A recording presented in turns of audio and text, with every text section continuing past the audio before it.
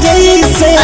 अपना जीजा जी संगे करता रु जैसे हम ठीक करतनी बुझनी फगुओ के दिन केहू करेला जैसे अपना जीजा जी संगे करता रु जैसे डाले खातिर बैठल बानी काहे डालवावे ना हमके बोला के आज जीजा तोहर रंग मारा चाहिए खाला बुझलो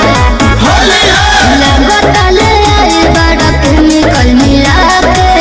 हर बार सब दिन बता जीजा तोहर रंग मारा चाहिए खाला के लगतले आई बड़ा केमिकल मिला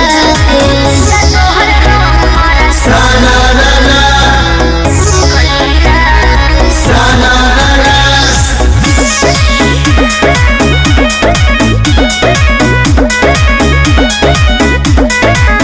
छोड़ा जाए दाए साली खिसियाइल ना जला